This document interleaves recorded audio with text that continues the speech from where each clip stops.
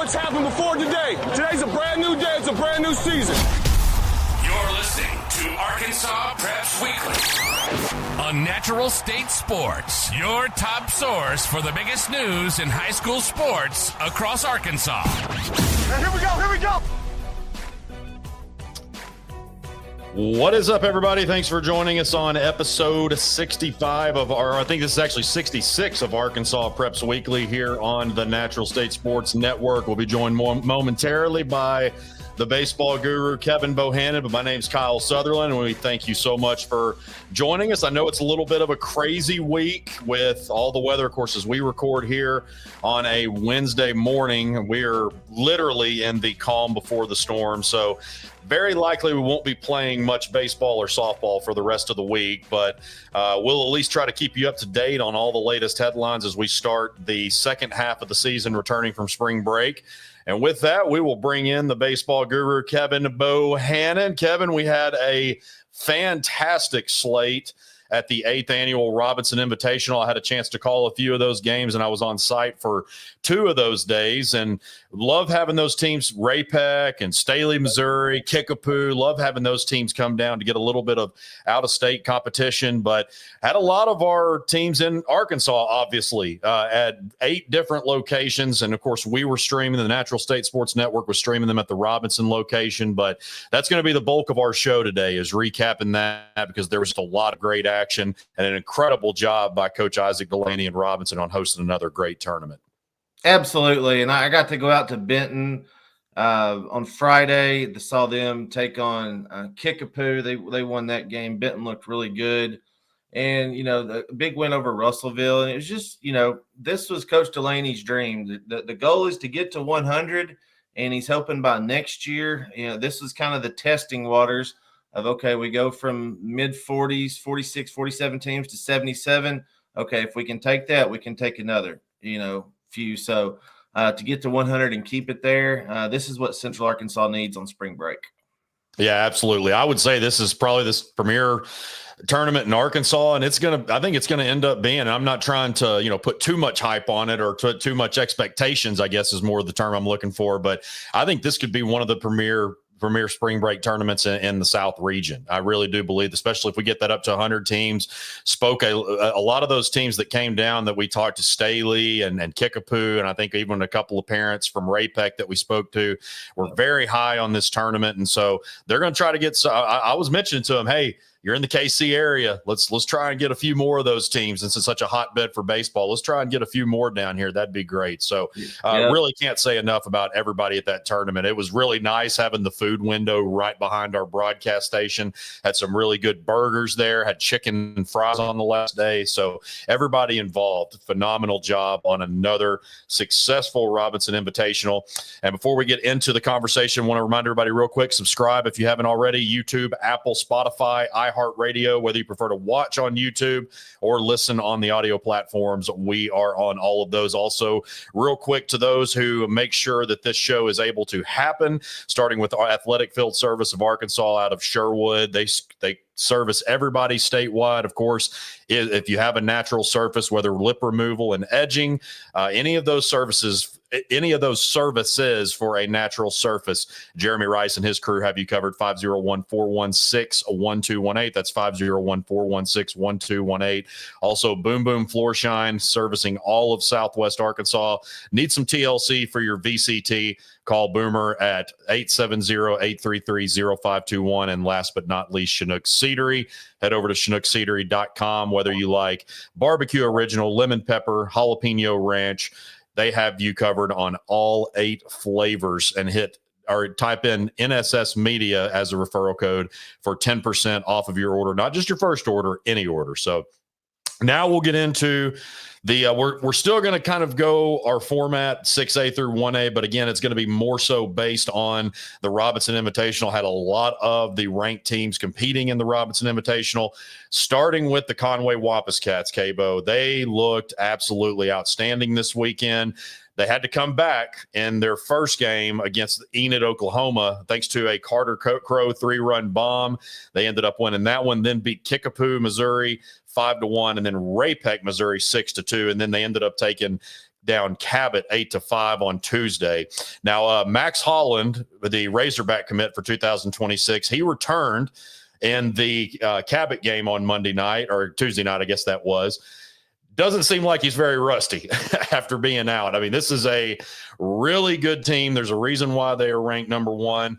And even though they had to rally a little bit some in this Robinson Invitational, they look like the number one team in the state right now. Yeah, and, Max came back last week or before spring was he back break. for a game last week? But he came back, played for a game, went 3 for 4 with 3 doubles.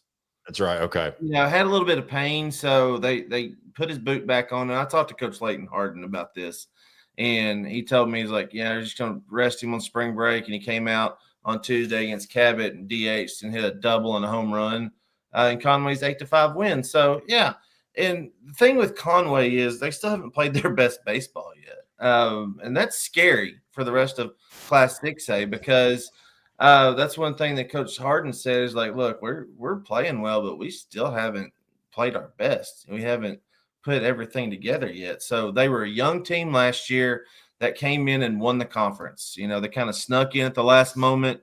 Bryant was kind of sitting on top all year, and then they just kind of snuck in there and won it. And so, this year they thought, hey, this is probably going to be the team with Owen Davenport, Bo Billick. Those two are going to go play at UCA, and then Billick's going to go to JUCO. But Silas Cicero is probably one of their best arms, and he's a sophomore. So a lot to look forward to for the Conway Wampus Cats. Supposed to play Harbor on Friday. That would be one heck of a game. I know Harbor played their conference series this week, so rain will probably wash it out. But right now, Conway's sitting on top, and then everybody else. Sean Cover he was our. Now it is pronounced Cover, right? Yes, it is. That's okay. There was some discrepant. I mean, not some fun back and forth between us and the PA because they were pronouncing it like it looks Cover, but I swore that it was Cover. But he was our week 2 team funded player of the week, and I mean, just a true utility player. Started the game that I had a chance to call against. It was the second one, so I think that was Ray. If I'm not mistaken, yeah. So, I had a chance to or Kickapoo. That's right. Yeah. Had a chance to call the Kickapoo game. He started at shortstop, then pitched for a little bit, and then of course caught. I know that's of course that catcher is what he probably will play is likely at the next level, more than likely. Maybe a corner infield spot. That's one thing is kind of still be determined. He's still kind of growing and advancing, defensively. He's right. In my opinion, he's one of the best hitters in the state. Him and Landon Schaefer are right up there. So definitely the best hitter in the 2026 class. No offense to any other of the batter hitters out there, but Cover just seems to be, he can put it all together. He's got that bat that will play at the next level. So now you just got to figure out defensively. Coach Harden said, look, I think he can play on the infield when he gets to the next level. But you have a luxury of having Max Holland back there behind the plate.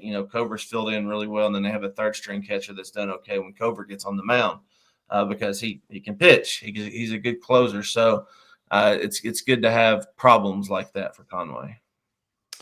And also Fayetteville, they had won, I guess it was 8 straight, and then lost 5 last week. Yeah. Yeah, and we had a really good run, and they were one of the ones that went to Gulf Shores, if I'm not mistaken. And then, of course, they split the doubleheader with Fort Smith Northside.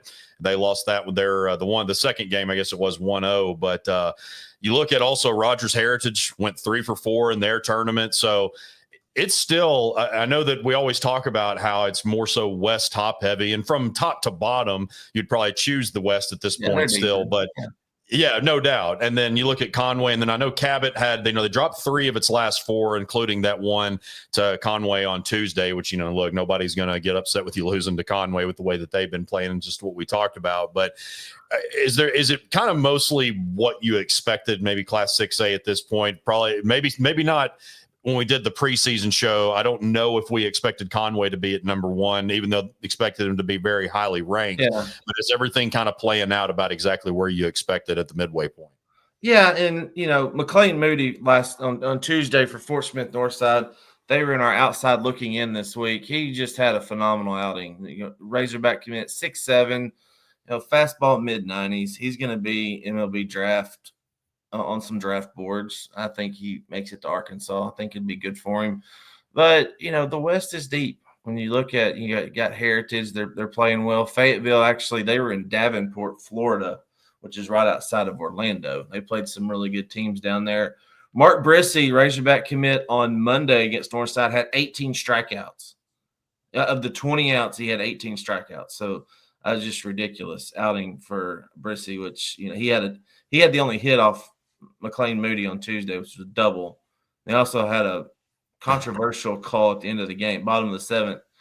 He hit a ball down the left field line. They ruled it foul. You really can't get a good angle on it, but some say it was fair, but it was foul, and Northside won the game 1-0. So Rogers is going to be there at the end. They're just scrappy, really good. But yeah, Harbor, don't sleep on the Wildcats. Luke Cornelson's playing really well in Bentonville. So yeah, just a lot of depth in the West. And then North Little Rock started off hot. They've kind of run into some trouble of late. Jonesboro beat them on Tuesday. So the pecking order in the Central, while we had probably the top 4 or 5 teams, they just kind of changed order.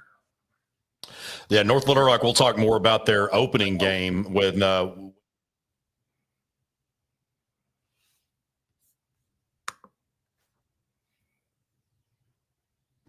Oh, I did it reverse this time.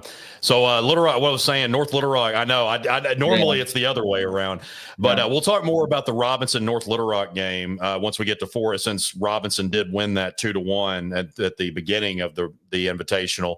But then you've also got Little Rock Christian. Little Rock Christian, I know they had a couple of close ones. Was it 2-1 that I didn't have that in my notes. I think that it was 2-1 on the weekend. Yeah, they were 2-1. 2-1. Okay, that's right. And I know they had a couple of close ones there. So, of course, Little Rock Christian new to the Class 7A. They're in the outside looking in this week, and so another one of those host sites, and then had a pretty good showing. Yeah, and Van Buren game was really good. I was kind of looking at schedule real quick, but yeah, the Van Buren game was really good. They're young. They lost some studs last year. Jackson Kircher is pitching for Oklahoma this year. So I think they'll be okay. Brandon Miller always puts out a good product. They're going to be a playoff team. Then on down to 5A, Valley View. I can confirm they're still really, really good. Really good, yeah. Yeah. Really, I'll tell you what, Cabo, one guy that we've talked about the Drew Gartmans and Ragsdales, obviously last year Slade coming. You can just go on down the line, but Levi Martin, what a dog. He was awesome this week. When you think 2 for 3 in the Greenwood game, recorded the final out when they turned 2 in that one. He was did he hit a walk-off in the next game? So yeah, they played. That's what everybody hit against the Ray. Now they lost to Staley on the final day, but what they did to Ray Peck, I mean, this was against a Razorback commit playing for Ray Peck. They put a 6 spot on him. They scored 8 runs in the first 2 innings. They put a 6 spot on Johnny Carver in the second, and that was ultimate. Now, to his credit, he did calm. Carver did. They kept him in, and he calmed down, and he pitched a lot better. But when this Valley View team is on, I mean, it kind of goes without saying. I think that we knew, obviously, they were going to be really, really good again. Maybe not nationally ranked good, but you just look at this is a team that is run like a college pro. I mean, you just look at the way they go about themselves. Yeah. Coach Allison has really just done a phenomenal job, and this is another stacked team that they have this year. And then you run out Madden Tatum, who's a junior, who was up to 93. I mean, just ridiculous. It's funny because I text Josh Allison and Matt Snyder, who's their pitching coach, after the Ray Peck beat down, and I was just joking with him. I was like, Coach Delaney's going to call the Ray Peck coach next year and ask him to come down, and he was like, see if they want to play Valley View again. I'm like, no, we're good. We'll go somewhere else. I say that tongue in cheek, of course, but yeah, you come out. It took a pitcher on the mound for Staley that was 92 to 94 that topped out at 95 to shut them down. So, there are guys out there that can shut Valley View down. Plus, they had Marion coming up this week. So they played Conway, played 3 really good teams, Greenwood being one of them, who's split with Russellville this week. Then they played Staley and Ray Peck. Then you go into Marion. Yeah, swept them good. So, yeah, that's still Valley View and everybody else. I'm not sorry for saying that. No, I mean, that's it's like we say with all these teams. I mean, Taylor baseball, Taylor softball, until somebody else knocks them off, then, and I know that, excuse me, I know Valley View, they've, as good as they have been over the last few years, and I say only because I mean, in today's world, it's like if you don't win a championship every year, then, what are you? But they might only be a one-time defending state champion, but they've been to, 4 straight, and still dominating. So especially against so just certainly another one of those loaded squads. And look at Russellville. That's a team that I probably was a little bit surprised. They did not play their best ball. They lost 4-0 now. And again, I know they're playing tough competition, but 4-0 to Benton, 6-4 to Little Rock Christian. I did beat Southside Batesville in extras. Russ Martin hit that 2-run homer in the 8th, but and then recently, as you said, they did split with Greed. So it's not like I wouldn't hit the panic button by any means, but just a little bit inconsistent right now is kind of what we're seeing with the Cyclones. Yeah, you just got to score. I mean, they got to, like Rick Schaefer says, score the basketball. But yeah, they got to find out a way to score runs because you got, Cade Palmer behind the plate, Newberry and Martin on the mound. Martin got kind of roughed up, over the past week, but they still use his bat and in the outfield. So settle in, they're going to be fine. Newberry's still one of the top juniors in the state. I mean, he's just nasty from the left side. The Benton win really surprised me a little surprised me. So they win that game 4-0. Okay, for all of our listeners out there, they're like, why did Maumelle play an easy schedule? So Maumelle's head baseball coach was scheduled to go to have a baby during spring break. They had everything set up. So they were supposed to go to Millington, Tennessee to play at USA Stadium where Sylvan Hills played last week. Perfect game, Mid-South Invitational, whatever. So they were supposed to go to that, but as you know, Pulaski County School District only pays for 2 coaches for baseball, and Coach Watson did not want to send one coach and a team over to Memphis. So they pulled out of it, and then plans changed. Baby came early, so they got in the Robinson Invitational last moment, played Nettleton to start off with. Maddox Hampton threw in that game. So did Peyton Lee. So good pitching matchup. But then they beat up on Palestine Wheatley and somebody else. So, Maumelle didn't have the toughest schedule, but, Hornets are playing good. Lake Hamilton, the Wolves, they're still – Matt Wiggin does a great job down there.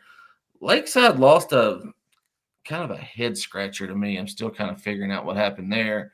And then Farmington sweeping Mountain Home this week. So, the Bombers were number 6. That'll probably be they'll probably drop out after that, after losing to Farmington twice this week.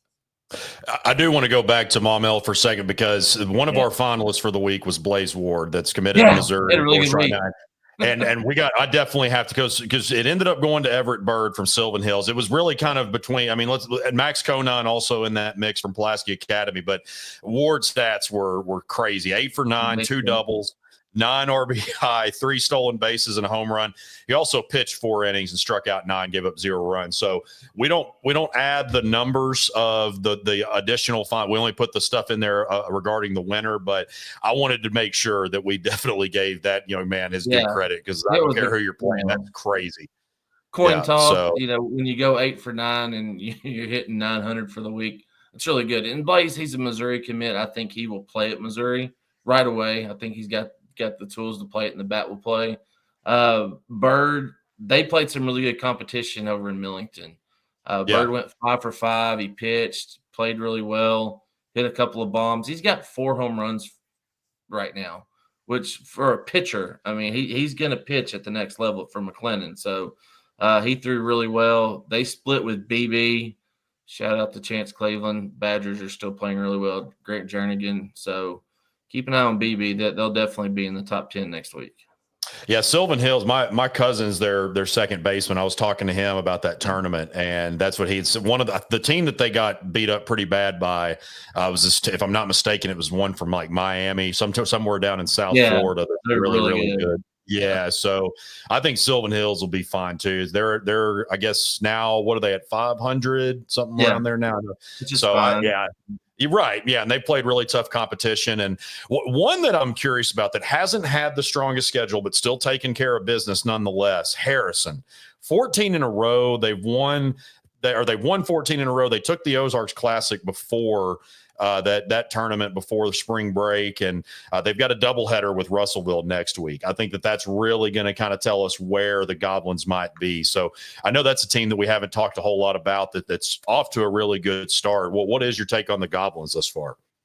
Yeah, so 4-0 in conference right now after the sweep they had this week. They swept Siloam. Playing really good ball. Greenbrier last week, they played El Dorado. They beat them 11-2. They beat Greenbrier, and then they beat Tuckerman. So haven't had the, toughest schedule, but when you can win when you can win that many games in a row, that shows that something's being put together really well. And they swept Farmington, who swept Mountain Home. So the West is going to be kooky as always. But yeah, Harrison right now 15-2 overall. Like you said, they've won 14 straight games. Yeah, 14 straight games. Because they beat Huntsville, then they lost to Gravett and Shiloh.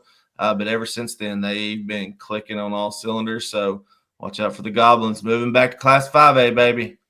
Yeah, that West it's all, I mean, truly, it's so cliche and corny at this point, but the West truly is wild. It's like that on the softball side as well. Right now, I mean, we're kind of looking at Farmington, Greenwood. Maybe it's very similar to baseball, I would say. As far now, the Harrison softball team is struggling, but like between Greenwood and then Mountain Home always seems to be in both baseball and softball. And we're seeing it with baseball. And like you said, they got swept by Farmington. Watch them come back and sweep Greenwood or Russellville or something. That's just how it typically goes.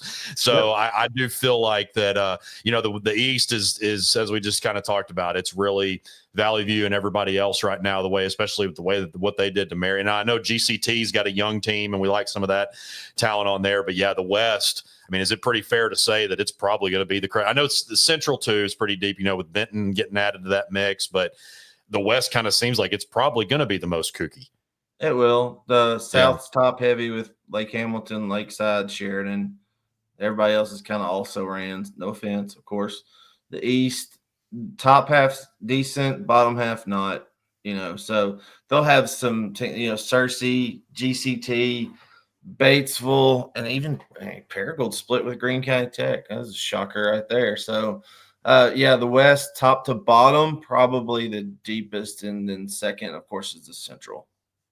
Yeah, that's what I was thinking. And then down to 4A, the top-ranked Harding Academy Wildcats took care of business over the weekend, went 3-0 in their division of the Robinson Invitational, took down Wynn, Nashville, as well as Oak Grove, Louisiana. And also want to talk about that. We touched on it in 6A with Joe T. Robinson's 2-1 walk-off win over North Little Rock. That was at the very beginning. So this happened at the beginning of the tournament at the Robinson location. Then Conway walked off Enid to finish the day at that same level. So, I mean, it was just a well of a first day that we had there. But it was a great matchup with Tony Vitello, national champion, defending national champion head coach, kind of seemingly doing his best Waldo, like, where is he? Everybody kind of knew he was around, but didn't know where to find him. But he was there, I guess, for a little bit during this game, or maybe before. But it was a great matchup between Logan Eichler and Jackson Estes. Just a great showdown. Aiden Humbert ended up hitting the sacrifice fly to right field to score Aiden George. And Joe T finished 2-1 on the weekend with their only loss to the Greenwood Bulldogs. Yeah, and I think that, Robinson, Ike Delaney schedule's tough every year. So, I mean, look, they've played Brooklyn, they've played Morrilton in conference, but split with Harding Academy. So they keep playing well. They're going to be right there at the end again. So just same old Joe T team every year. So Harding Academy, really good week from Shane Fullerton's bunch. They dispatched them Nashville. That was a good win for them. I really liked seeing what they did during that game. So looking at let's see who else we got here. Brooklyn got off to a good start in conference play. They went 2-0. PA, Ace DeWeese, Max Conine, great weeks. PA is going to be right there in the mix. Of course, they're in that conference with Robinson and Harding Academy and Morrilton and CAC. I mean, that's just ridiculous how many good teams are in that conference. So I got a message from a guy on Fearless Friday, which is where our Super 7 rankings are. You can go over there and check everything out. They're like, what does Warren got to do to get in the top 10? And I was like, keep beating people. So, Warren gets in there. They lost to Genoa Central, which is no shame in that. Lost 8-6. They've lost to Stuttgart 9-5, and they lost to Sheridan 6-5. They need to beat some more teams in their classification and higher, to get a little bit higher in the ranking. So yeah, you beat Lone Oak 4-0. You beat DeWitt 8-2. DeWitt's 3A. Horatio, Murfreesboro, that's 2A teams. Genoa Central's a good 3A team. So, you got some teams in South Arkansas that are playing well, CrossFit being another one of them. So really like the Eagles right now, and, they'll figure it out in the 7-4A down there. DeQueen playing well. Nashville, Arkadelphia still playing well. I think they're 7-2. They took spring break off last week. So still wide open in 4A. Watch out for Shiloh Christian. They seem to be able to getting a few things figured out up there in Springdale right now. Yeah, I know. We were supposed to see, I think Shiloh they switched over to, I think, one of the other sites because they needed to play a little bit earlier, and that was on the last day. So I didn't get a chance to see Coach Gum and Shiloh. But I'll tell you what, on the other side of the state, we touched on them last week, but how about Gosnell? I definitely, I mean, they're playing some good ball. They've won 10 of their last 11. That includes a sweep over Highland this week, but played really well. They beat Ashdown, number 1 and 3, a really good Ashdown team. They beat Searcy by a run, each of those by a run, and then fell to 5A Whitehall 5-3. But man, I'll tell you, Coach Coots, he's done a great job there. And I know that, they got a few pieces back from last year's 3A state championship team, but they're playing really well again, are the Pirates. Got a little lefty back. Then they got my man Chad Stewart Jr. back, switch hitting catcher. Yeah, Highland was undefeated coming into that series. Gosnell's like, no, we're good. We'll go ahead and sweep you 3-1, 10-0. Put them on their back. So early on, they're getting blown out by 10 runs, making errors, walks. I mean, Greene County Tech beat these guys 25-2 on March the 6th. And look what they've done since then. They beat Rivercrest 11-1, beat Nelton 14-3, beat Armorel 13-0. I know that's a Class 1A school, but Armorel's top 4, top 5, got beat by Valley View. That's fine. Then they've just gone on a run. I mean, the Ashdown win was really good. I know Gosnell's up to 4A this year, but I mean, they were in 3A last year. So really good win by those guys. Beat Stuttgart 4-3, beat Prairie Grove 5-3, and of course swept Highland. So yeah, watch out, Aaron Coots. They're back in the top 10 this week. Then down to 3A, which, of course, as I mentioned, Gosnell is the defending state champion of the Ashdown Panthers. They did fall to Gosnell by a run, like we just said, but they notched a win over Woodlawn, which is certainly, even though it's a 3A over 2A, Woodlawn, we know we've talked for 3 or 4 years about what that program has done within recent memory. And then also got wins over Batesville and Stuttgart. So the Panthers had a really good weekend. Melbourne remains undefeated. They beat McCrory, Downsville County, Louisiana, and Cross County, and plus also beat Newport, but that one was 2-1. Now, Newport, was in the tournament, right? Or was that this week? I can't remember. That was this week. Yeah. Okay, so that was this week, and then they, or maybe, okay. I was making sure I had this right. Okay, so Newport, I know was so Melbourne does remain unbeaten with wins over McCrory, Downsville County, and Cross County, and then Newport. That's where I was getting my stuff confused because I didn't do highlights like I normally do. Newport finished 2-1. They took one on the chin to Desark and then beat McCrory and Episcopal. So sorry about that confusion there. But Melbourne Bearcats, we expected them to probably be pretty good again this year. They remain the only unbeaten team in 3A right now. Yeah, and good conference for them to win. I mean, Valley Springs, Flippin, Cave City. I mean, those are your top few teams right there. Salem's in that conference. Melbourne's got a good baseball tradition recently. Grant Wren not playing, but Tommy Johnson. He's not pitching. So Elkins 2-0 in conference play, 6-3 overall.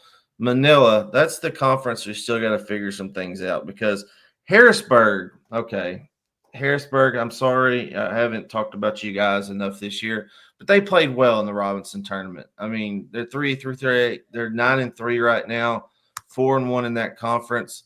Last week we come down, beat Perryville 3-2. Perryville beat somebody. They beat Genoa Central. That really kind of shocked me a little bit. But yeah, they've lost to Gosnell. But yeah, they beat CAC 8-6. They beat Cross County 5-3, and they beat Rivercrest 3-2. So that was last night on Tuesday. So Harrisburg Hornets, they'll be kind of creeping up right now. Maybe here in the next week or so, keep winning. That they'll see the rankings soon enough. This week, Ryzen got added to the outside looking in, and we touched on them a little bit last week because they're playing much better than when they started. They started off losing 3 of their first 4. Now they've won 6 of their last 7, and I think probably coming in, if I'm not mistaken, on the preview pod, we had a good feeling that it was probably going to come down to them and DeWitt in Conference 8, and they've already got 1 win over. I guess they'll play DeWitt again later on, but already beat the Dragons once, so playing pretty well. Yeah, and beat Dumas 14-1 to stay 4-0 in conference play. That was really big for them. So, well, the schedule has been what Chad Cope needed it to be for these guys. Get some confidence early to where you can run through your conference. You look, Southeast Arkansas, that corridor right there between Woodlawn, Rising, south of Pine Bluff, it's good, fertile baseball ground. You got Tommy Richardson and Chad Cope, two the most respected coaches in the state right there. So they got a good win over Bauxite back on March 17th. That was a 9-8 win. You beat DeWitt 6-2. It was the Friday before spring break. So, yeah, you lose to Bismarck and beat Mountain Cove, and Dumas sitting at 7-3 right now. Also, want to make sure we give some love to, since we saw some things, shout out to our guy Neil Denton at the Baxter Bulletin. Yep. Does an incredible job with covering the schools in his area. But out of the Forest Woodbat Classic, the flipping – is it flipping Bob? What is there? Bobcats. Okay. I hardly ever go blank on these, but I did then. Flipping Bobcats beat Green Forest Tigers 12-11. And I guess that was the championship round from what I've gathered. But Blake Henley and Rylan Robbins each recorded 2 hits. Robbins had a home run for Flippin', while Green Forest's Jace Metter went 2 for 5 with a homer and 3 RBIs. So I don't have a lot of information from that. Again, thanks Neil for putting that out, and always tag between him and Rich Sharp. They always tag us. A phenomenal job at covering the smaller schools. They do a great job, and that really helps us out a lot. So it's greatly appreciated. Then down to Class 2A, start with top-ranked Riverside. They went 2-2. I know the girls went to Gulf Shores. Didn't baseball go to Gulf Shores as well? I know they played in either Alabama or Tennessee, one of the out-of-state tournaments. They were down there somewhere. Okay, they were both in Gulf Shores. That's what I was thinking. So I knew they went 2-2. I just couldn't remember where exactly they were. But Woodlawn in their division of the Robinson Invitational took down Star City and then fell to Oklahoma Christian and Ashdown. Nothing to shake a stick at there. And then Palestine Wheatley, number 3, beat Bauxite and then DeQueen, and then lost to Maumelle last week, which I think Palestine Wheatley, I'm getting all these tournaments confused, but nonetheless, that's our top 3 teams that all had pretty good showings against some of it upper class competition. Yeah, exactly. So, Woodlawn, they did what we expected them to do. So Woodlawn, Gosnell, Batesville, Southside, they played in the Baptist Prep tournament last year on spring break. Southside won that. They beat Gosnell in the finals. Well, all those teams played in the Robinson tournament this year. Baptist Prep got to, be a part of that. Played well last week. So getting to see those teams play against some other competition, it was really good. So Woodlawn, them and Riverside are still sitting on top right there. Palestine Wheatley, great win over DeQueen last week. Is what it is against Maumelle. That's a 5A school against a 2A school. So nothing you shake your head at there. McCrory, they're 4-5 right now. Want to see a little bit more out of them. They were my number 2 team coming into the season. Hackett still looking good. Murfreesboro took a couple on the chin last week, but nothing in Parker's Chapel was off. Carlisle's 10-3. Jonathan Pickard Jr. is having a good year. He's hitting close to 500. He's done really good on the mound. Cedar Ridge had a couple of good wins last week, Kyle. They're sitting right now in the top 10. So 2A, after the top 2 teams, a lot to look forward to in that classification. I think it was either last week or the week before we touched a little bit on Cedar Ridge. Now, Aiden Jones and Kyle Provence, that's kind of their top two dogs right now. I mean, Aiden we've talked about for a long time, and Kyle as well. But is that kind of the two that – and in this 2025 class, I know has been good for the Timberwolves in multiple sports, especially basketball. I mean, golly, they were awesome this year. So has that been kind of their main dudes this year is Aiden and Kyle? Yeah, so – Aiden, shortstop, pitcher, and then they kind of rotate. So, Okay. those guys got them to the semifinals last year, I think. It had been a couple of years ago where they got back to back. So, the T-Wolves, I think they'll be really good come. It's just a matter of how things line up for them. If they can stack Jones and Province against, teams that stay healthy, I think they have a shot at the end of the year. So right now, outside looking in, they're in that conference with Sloan Hendricks and just teams that play really well towards the end of the season. They kind of, line in the grass at the beginning of the season, and then they just sneak up and beat you. So with what you have in the South and the Northeast, that's where all your strong teams from 2A come. And then you got Hackett over there on the left side, on the left coast, Northwest Arkansas. So I like 2A a lot better this year because of the depth. The 2A tournament's going to be at Palestine Wheatley. It's going to be one of the best tournaments in the state this year, I think. And I was going to ask you about McCrory as well, because when I was kind of going through some things last week and then going through the schedules Tuesday and then this morning, noticed they had lost 4 or 5 at one point last week, but they're currently on a 2-game win streak. So mentioned how I'd like to see a little bit more. Do you think that this could maybe be the where the tide turns? And they've played some tough competition. Certainly have to mention that. But do you think this could be maybe about where the tide has turned in the back half? Yeah, they lose to Palestine Wheatley, which is a conference game. They lost 11-6. That game, pulling it up real quick, they gave up 14 hits in that game. That was the big issue. Will Rushing didn't throw for McCrory right there. So they threw Ayers, Will Rushing did come in and throw the last 3 innings.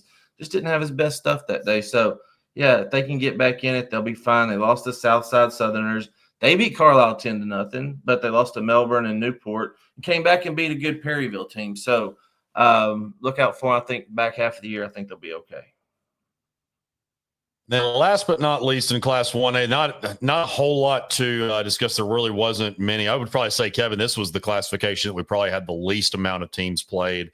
On the softball side, we only had like 6 or 7 teams total. So Jared and I just kind of went through a little bit of an outlook for the second half of the year, but obviously we had a lot more baseball teams. The main notes that I got from this, Forest Wood Big Bat Classic, Norfolk beat East Poinsett County 9-5. Caden Hatfield and Evan Palella, I believe is how you pronounce his name. They each recorded multiple hits for the Panthers. And then Elisha Blagg, the offensive lineman, converted to quarterback for the football team. He went 2 for 4 with 2 RBI for the Warriors. That's the notes that I had from the Forest Wood Big Bat Classic there. Were there any others that played some games last week? I didn't really see much. Nemo Vista came down and played. That's right. They were 0-3, but they lost to Cross County, Quitman, and then Baptist Prep. Those schools are all higher classifications. So nothing to shake a stick at. Nemo Vista. They took Greer's Ferry to the distance last night on Tuesday. Westside ended up winning. I think it was 9 innings.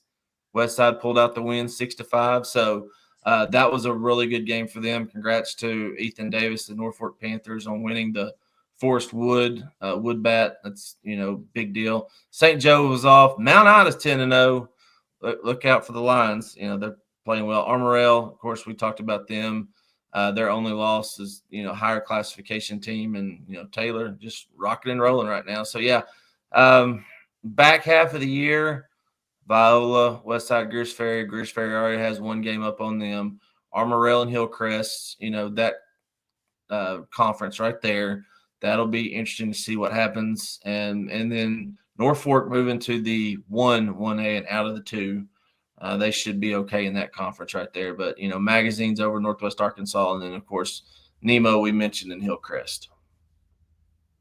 But I want to make sure before we do sign off here to just remind everybody to stay safe. Hopefully, maybe this, along with the softball episode, will give you some downtime, and you can use some of your downtime to catch up on baseball and softball, just kind of what we have going on through all the latest updates, at least through the first half of the season. But definitely can't stress enough that you need to make sure we follow the weather reports. I am actually one of those that when this type of stuff happens, I just kind of keep an eye out and really don't follow it. I've been following this pretty heavily. This is looking like some pretty scary stuff. Fear is not something that I try to have in my vocabulary or my emotions or anything like that. But my concern level is probably about as high as it's been in a decade, which was about 11 years in 2014 when we had those really bad ones come through Bologna, Mayflower, the plantations, all that. So, yeah, because I know, Kevin, the 1-2 years ago, y'all got beat up a little bit on your road, right? And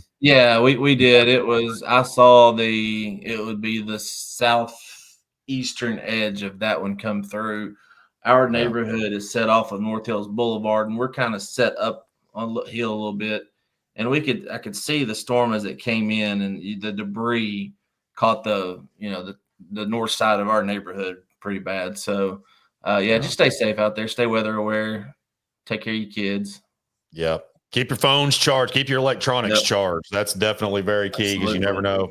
Hopefully nobody's going to get – I mean, I'm sure some power is going to get knocked out somewhere, but hopefully that's maybe some of the worst. But it's definitely going to be – it's going to be a crazy 3 or 4 days. Hopefully it's not what we're projecting, what is being projected. But, you got to appreciate the weather. We've got some great weather teams in this state, and they're going to be really busy over the next few days. Certainly appreciate and they're not trying to scare anybody by any means, but they've been honest and that it's looking like it could get pretty bad. So make sure that you take care of you and yours. And again, hopefully this episode and maybe the softball episode will give you a little bit to watch or listen. But again, you can watch on YouTube, subscribe, and also hit that notification bell so that way you're notified when we release an episode. Also Apple, Spotify, iHeartRadio, any of the audio platforms that you listen to, we're there as well. But that will do it for episode 66 of Arkansas Preps Weekly here on the Natural State Sports Network. We will catch you next week. For Kevin Bohannon and all the rest of us, I'm Kyle Sutherland. We will see you then.